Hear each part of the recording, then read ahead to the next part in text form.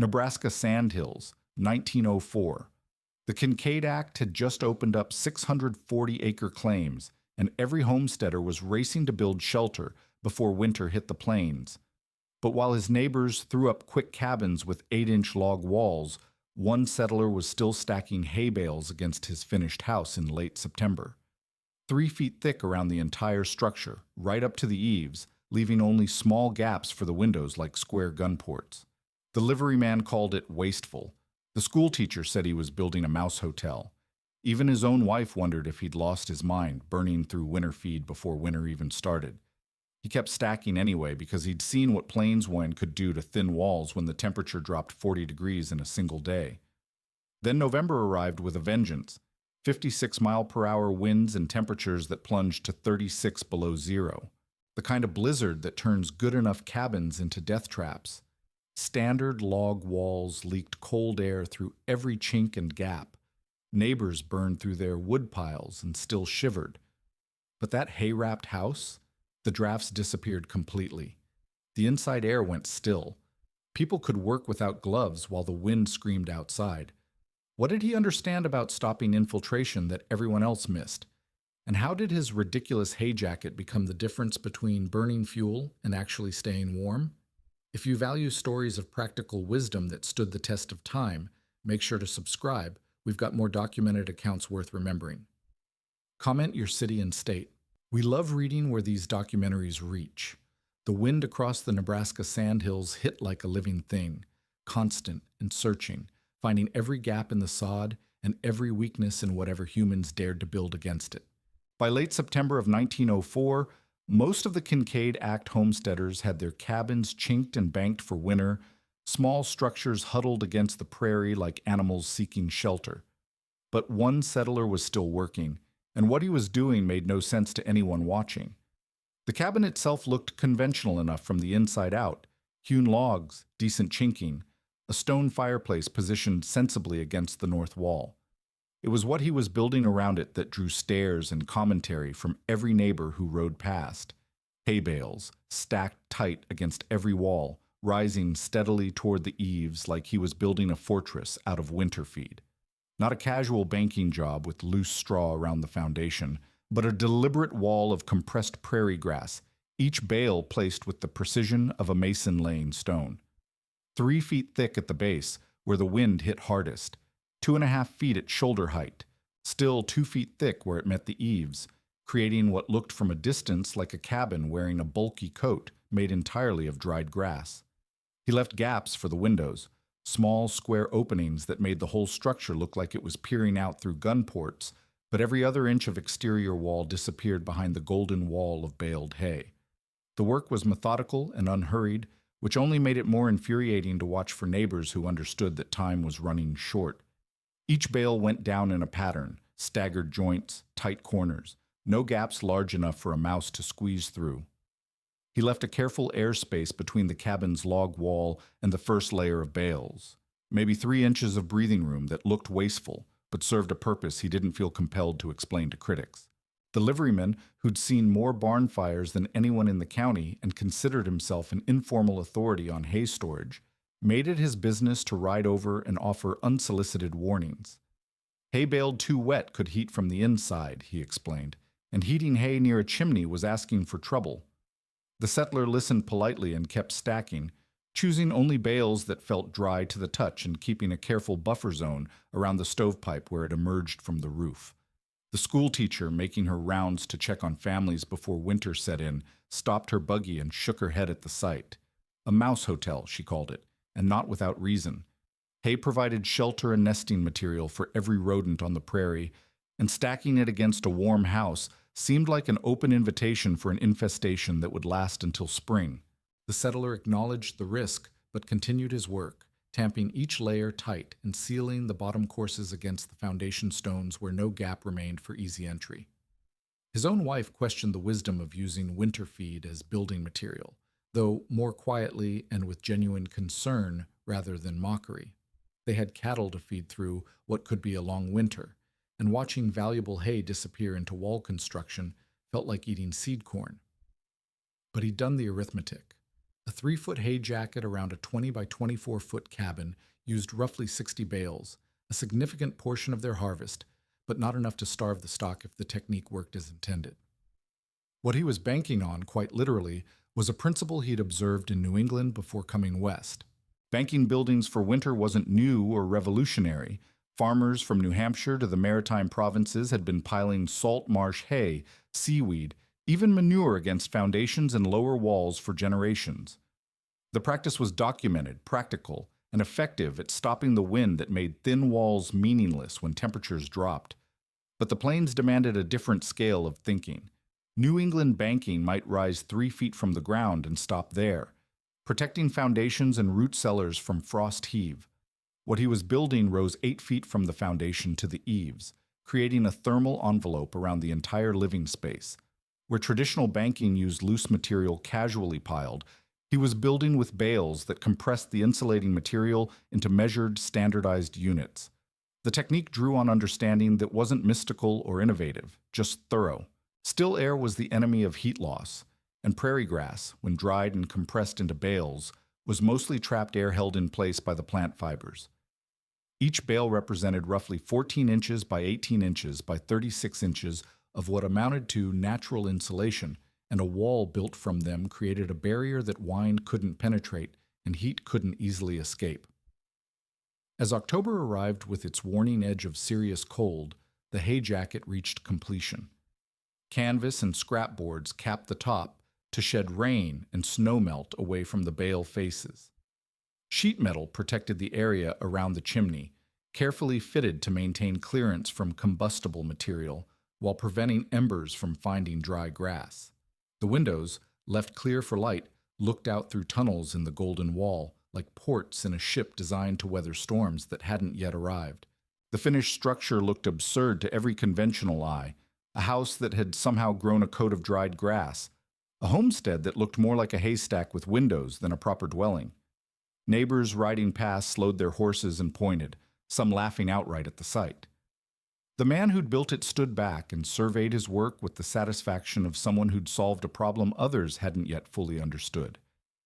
He'd created a house inside a house, a cabin wrapped in what amounted to a removable wall of natural insulation that could be peeled away as needed but would stand as long as the weather demanded its protection. The sky was already taking on that hard pewter color that meant the plains were about to collect on every shortcut, every assumption, every bit of conventional wisdom that worked fine until it didn't. And when that test came, the hay jacket would prove itself to be either the most expensive mistake of his homesteading career or the innovation that kept his family warm when everything else failed. The construction technique behind the hay jacket wasn't guesswork or frontier improvisation.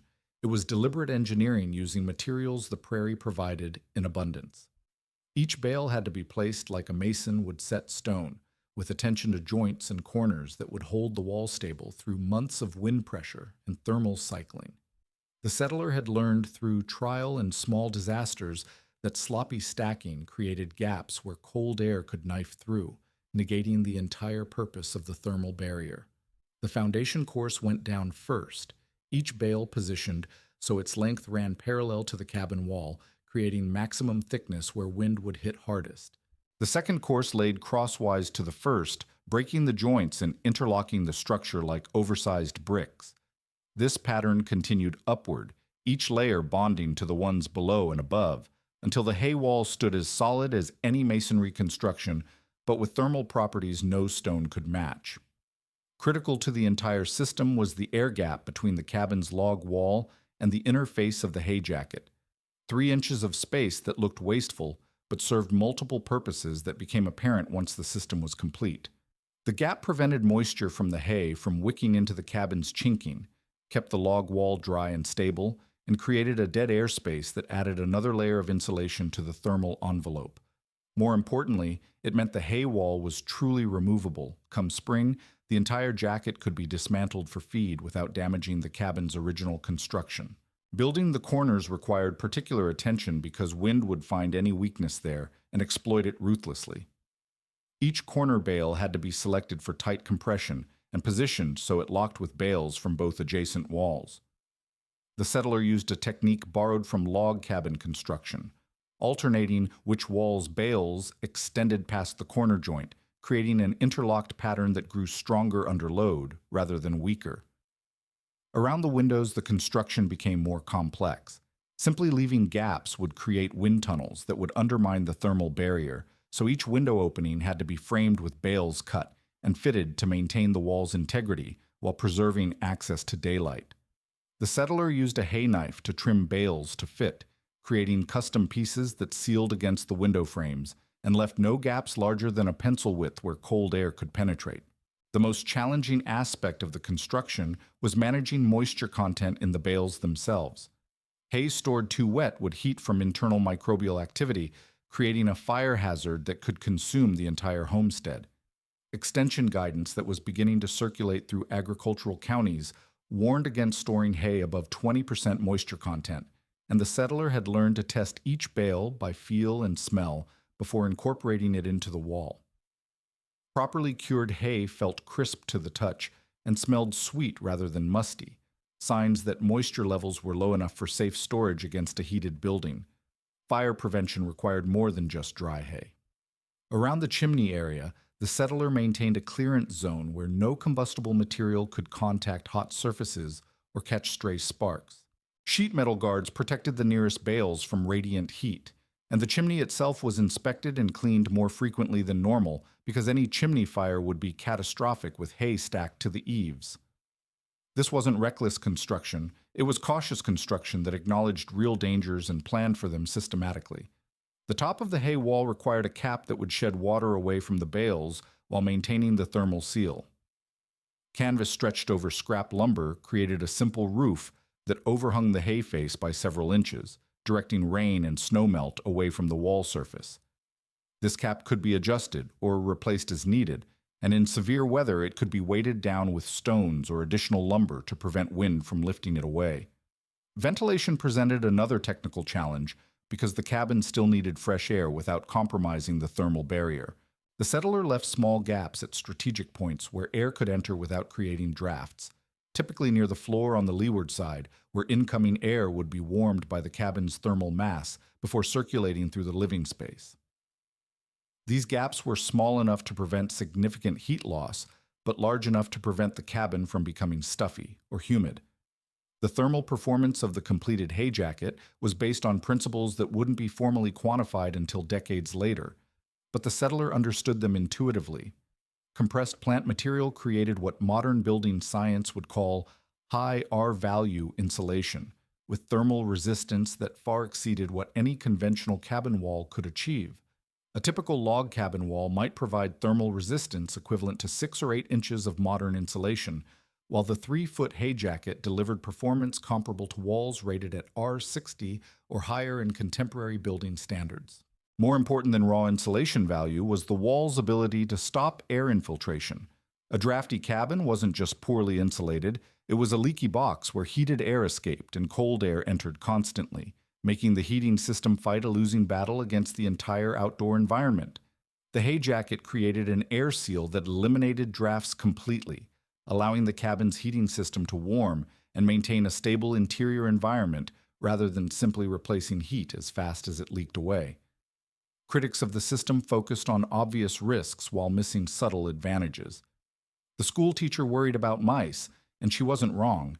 Hay provided excellent nesting material for rodents. But a properly constructed hay wall with tight joints and sealed base courses actually denied easy access to nesting sites, while the warmth from the cabin encouraged mice to seek shelter elsewhere rather than in the wall itself. The liveryman worried about fire, and his concerns were legitimate, but the settler's careful attention to moisture content and clearance zones made the hay jacket safer than many conventional storage methods. As October deepened and the first serious frosts arrived, the hay-wrapped cabin began to demonstrate its thermal properties.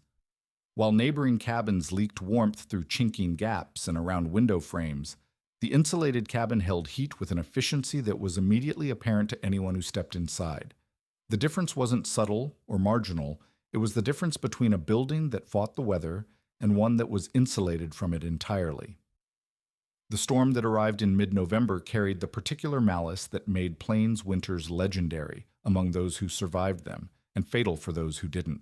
Weather records from the Nebraska State Historical Society would later document wind speeds reaching 56 miles per hour, with temperatures plunging to 36 degrees below zero in a matter of hours, the kind of meteorological violence that turned adequate shelter into death traps and exposed every weakness in frontier construction methods.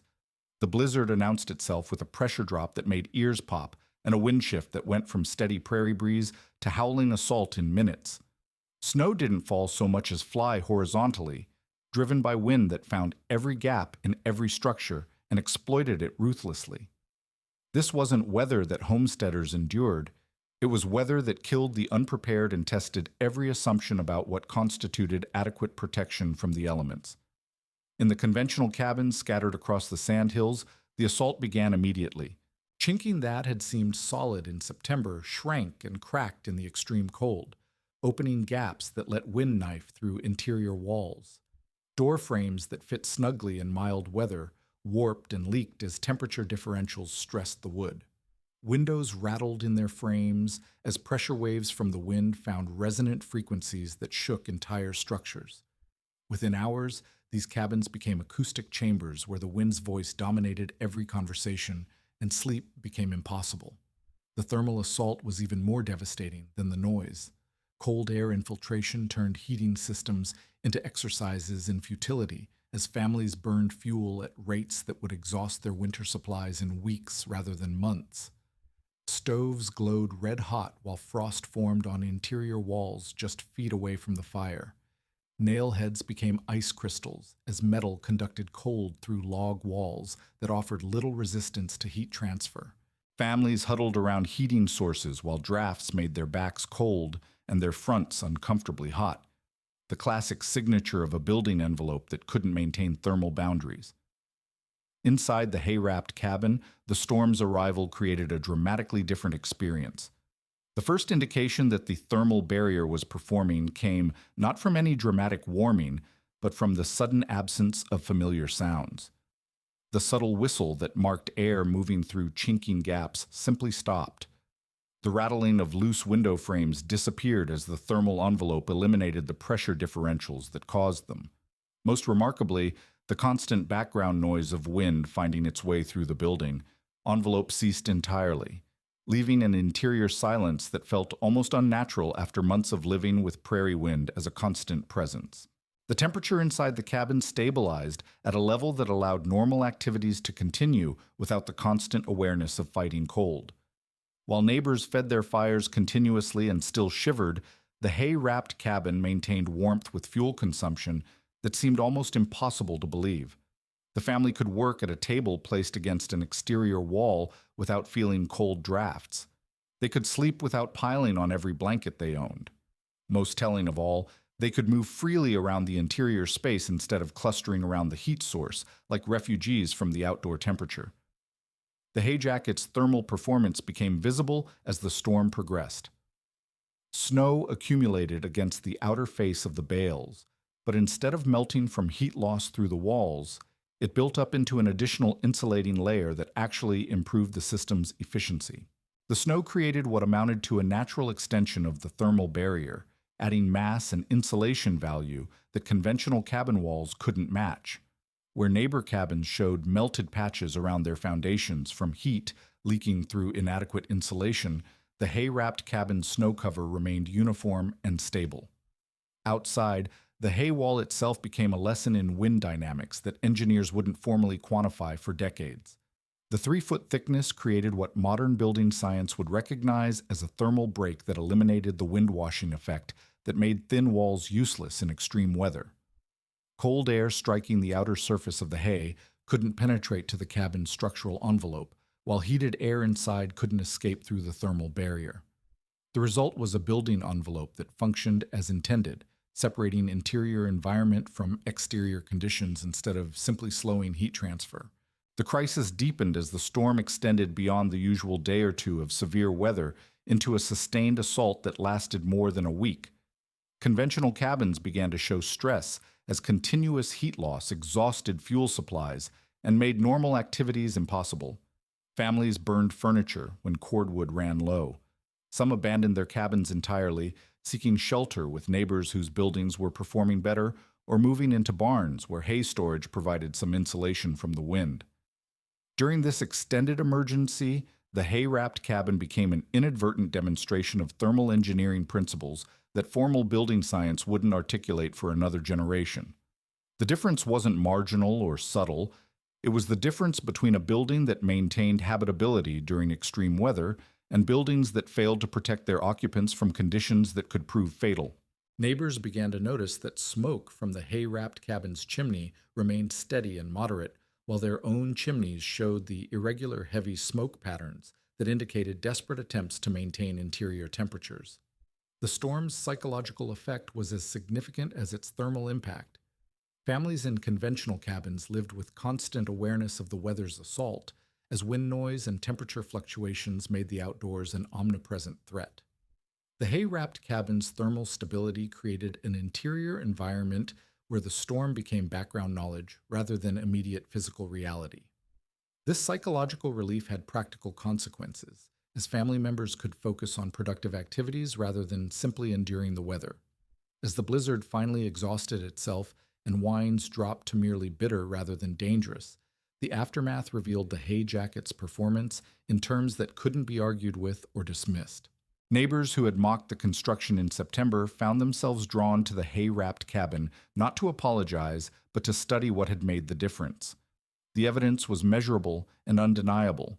One building had maintained habitability during weather that had made others barely survivable, despite heroic fuel consumption and constant attention to heating systems. The storm had provided the kind of real-world testing that separated theoretical knowledge from practical wisdom, and the hay jacket had passed with performance that transformed critics into students almost overnight. The morning after the blizzard broke brought visitors to the hay-wrapped cabin, but they didn't come to apologize or admit they'd been wrong. They came carrying children who hadn't slept through the wind, leading families whose fuel supplies were running dangerously low, asking quiet questions about how much firewood the thermal system actually required. Pride swallowed hard on the frontier when survival was at stake, and the storm had made survival mathematics brutally clear to anyone who could count cordwood and calculate weeks remaining until spring. The school teacher arrived first, carrying her youngest pupil wrapped in every blanket the child's family owned. The girl had developed a persistent cough from breathing cold air in a cabin where interior temperatures never rose above freezing, despite a fire that consumed wood faster than her father could split it. Inside the hay-wrapped cabin, the child stopped shivering within minutes and fell asleep on a chair placed against what should have been the coldest wall in the building. The schoolteacher pressed her hand against that wall and felt only mild coolness, not the bitter cold that radiated from interior surfaces in conventional cabins. The liveryman came next, ostensibly to check on the horses, but actually to study the hay wall's condition after the storm. He'd expected to find fire damage from sparks, ice buildup from condensation, or structural collapse from wind loading. Instead, the bales remained tight and dry. The clearance zones around the chimneys showed no signs of heat damage, and the entire system appeared to have gained stability as snow packed into the outer surface created additional mass. His expertise in hay storage made him the unofficial authority on moisture and fire safety, and he couldn't identify any of the problems he'd predicted would destroy the system. As neighbors gathered around the cabin's interior, the settler didn't lecture them about thermal dynamics or vindicate his construction methods through speeches. He simply pointed at the hay jacket and offered the plainest possible explanation. Wind couldn't steal what it couldn't touch. The barrier that had looked ridiculous in September had created a zone of still air around the cabin's envelope, eliminating the convective heat loss that made thin walls meaningless in moving air. Every gap that leaked warm air out and let cold air in had been sealed behind 3 feet of compressed prairie grass. The technical conversation that followed was practical rather than theoretical, focused on immediate problems that needed solving before the next storm system arrived. The settler's wife demonstrated how they monitored interior humidity by watching for condensation on windows and metal surfaces, explaining that the thermal barrier required different ventilation management than conventional construction. Too much fresh air would overwhelm the heating system, while too little would create moisture problems that could damage both the cabin and the hay wall. Feed management became the most pressing practical concern as winter deepened, and hay supplies that should have lasted until spring began running short throughout the settlement. The settler had anticipated this problem by designing the hay jacket as a strategic reserve that could be harvested layer by layer as conditions demanded. He began peeling bales from the outer courses first, maintaining the thermal barrier's integrity by removing only the thickness that weather conditions allowed. A mild week in January might permit removing 6 inches from the south wall, while the north wall remained fully protected until spring temperatures made the full barrier unnecessary. This systematic harvesting required careful planning because removing too much insulation too early would compromise the cabin's thermal performance when the next cold snap arrived. The settler developed a rotation system that maintained at least 2 feet of hay thickness on the windward walls, while allowing more aggressive harvesting on the lee side, where wind loading was minimal. Each bale removed had to be replaced with temporary wind barriers made from canvas or boards to prevent the remaining hay from loosening and losing its thermal properties. Rodent management proved less problematic than critics had predicted, largely because the hay wall's construction denied easy access to nesting sites. Mice preferred loose hay where they could burrow and create hidden passages, while the compressed bales and tight joints of the thermal barrier offered few opportunities for tunnel construction. The settler maintained a systematic trapping program around the cabin's perimeter and kept the bottom courses sealed against the foundation, but the mouse population remained manageable throughout the winter. Fire prevention required constant vigilance, but followed established protocols that made the risk acceptable rather than eliminated. The settler checked chimney clearances weekly, monitored the moisture content of bales near heat sources, and maintained escape routes that would allow rapid evacuation if combustion occurred. The sheet metal guards around the chimney area showed no signs of heat damage, and the careful selection of properly cured hay had prevented the internal heating that could lead to spontaneous combustion. As February arrived with another series of severe storms, the hay jacket's performance became a community resource rather than an individual innovation. Families whose cabins couldn't maintain livable temperatures moved temporarily into the thermal shelter, creating crowded conditions but preserving lives that might otherwise have been lost to hypothermia or carbon monoxide poisoning from desperate attempts to heat inadequate structures. The settler found himself teaching construction techniques to neighbors who planned to build their own thermal barriers before the next winter. The knowledge transfer was methodical and precise, covering bale selection criteria, stacking patterns, moisture management, fire safety protocols, and the critical importance of air gaps between the hay wall and structural envelope. These weren't theoretical discussions, but practical workshops where failure could mean death when the next testing weather arrived. The final validation of the thermal system came during the last major storm of the season, when temperatures dropped to 40 below zero and stayed there for 5 consecutive days. Conventional cabins became uninhabitable despite heroic fuel consumption and round-the-clock fire maintenance.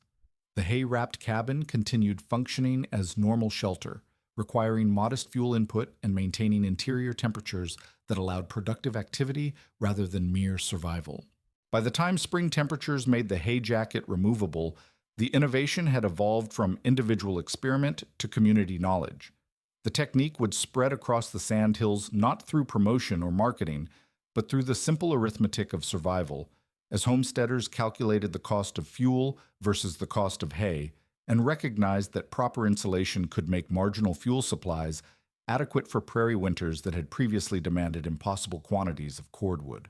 When spring thaw finally released its grip on the Nebraska sandhills, the hay jacket came down in stages that revealed both the system's effectiveness and its practical limitations. The outer layers had weathered and compacted under months of snow loading, creating dense mats that had to be peeled away carefully to preserve usable feed underneath. The inner courses remained dry and sweet-smelling, protected by the thermal barrier they had created and ready for livestock that had survived the winter on reduced rations. The dismantling process became an education for neighbors who gathered to watch and learn. Each layer removed exposed the methodical construction that had made the thermal system work, the staggered joints that had prevented wind penetration, the air gaps that had kept the cabin's log walls dry, and the careful grading that had shed moisture away from the foundation. The settler documented the condition of each course as it came down, noting which sections had performed best and which construction details would need modification in future applications, Most significantly, the cabin's log walls showed no signs of moisture damage or structural stress despite being enclosed for an entire winter. The air gap that had seemed wasteful in construction proved essential to the system's long-term viability, preventing the hay from transferring moisture to the wood while maintaining the thermal barrier's integrity. This detail would prove crucial as the technique spread to other homesteaders who might be tempted to stack bales directly against their cabin walls to save material. The school teacher began incorporating the thermal principles into her lessons, using the hay jacket as a practical example of how insulation and air movement affected heat loss.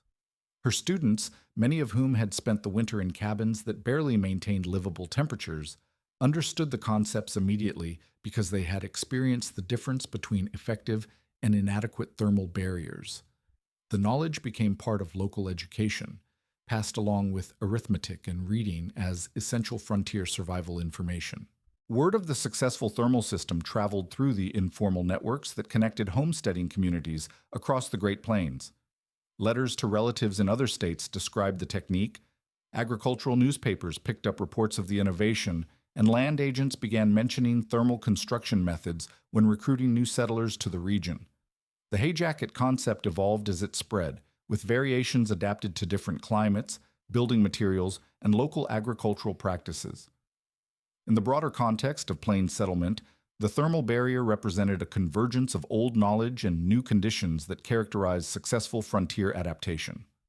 Banking buildings for winter protection was documented practice from New England to the maritime provinces, but the scale and systematic application required by plains weather demanded innovation within established principles. The settler had essentially created a removable building envelope that could be adjusted seasonally, providing maximum protection during extreme weather while returning valuable material to agricultural use when conditions allowed. The technique's spread was documented in agricultural extension reports and homesteading guides that began appearing in the first decade of the 20th century. References to hay banking, straw bale construction, and thermal barriers appeared with increasing frequency in publications aimed at plains settlers, often with specific recommendations for bale thickness, moisture content, and fire safety protocols. The individual innovation had become codified knowledge, systematized for broader application across different conditions and building types. More ambitious applications followed as the basic principle proved reliable. The Burke House, constructed near Alliance, Nebraska, around 1903, represented a complete commitment to bale construction rather than just seasonal thermal enhancement. Built entirely from compressed hay bales with plaster coating for weather protection, it demonstrated that plant fiber construction could create permanent structures rather than temporary modifications. The house survived decades of plains weather, including the kind of extreme storms that had tested the original hay jacket system. Educational institutions began incorporating bale construction into agricultural curricula as evidence mounted that plant fiber building materials offered thermal performance that conventional construction methods couldn't match economically. Agricultural colleges documented thermal resistance values, moisture management techniques, and structural applications that transformed frontier expedient into recognized building technology. The knowledge base expanded from individual innovation to institutional research, with formal testing and standardized construction guidelines. The economic implications of effective thermal barriers became clear as fuel costs and availability created ongoing challenges for plains settlers. Homesteaders who adopted hay jacket techniques reported fuel consumption reductions of 60% or more compared to conventional cabin heating, making marginal fuel supplies adequate for winter survival. This economic advantage proved as important as the comfort benefits, allowing families to redirect resources from fuel procurement to other essential homesteading activities. Fire safety protocols evolved alongside construction techniques, as experience revealed both risks and mitigation strategies. Extension guidance emphasized moisture content limits, clearance requirements around heat sources, and inspection procedures that made bale construction acceptably safe when properly managed. The early warnings from liverymen and fire wardens proved valuable in developing systematic approaches that reduced risks while preserving thermal benefits. By the 1920s, bale construction had evolved from frontier expedient to recognized building method, with documented applications ranging from individual residences, to schools, churches, and commercial buildings. The thermal performance advantages that had saved lives during exceptional weather became standard features in construction designed for routine plains conditions. Modern testing would eventually quantify these early buildings' thermal resistance at values equivalent to contemporary high-performance construction, validating what frontier builders had determined through practical necessity.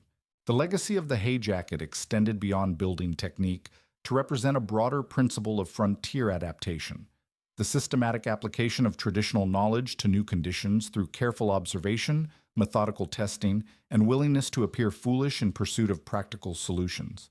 The settler who wrapped his cabin in winter feed had demonstrated that survival on the plains required not just endurance, but innovation within established principles. Decades later, researchers like Mats Meerman would rediscover and document these early bale buildings, finding structures that had survived extreme weather conditions that destroyed conventional construction. Their work connected individual innovations like the hay jacket to the broader tradition of plains building adaptation, revealing a systematic body of knowledge that had developed through necessity and proven itself through performance rather than promotion. On the plains, the man who plans for wind and worst-case cold doesn't just stay warm, he stays alive.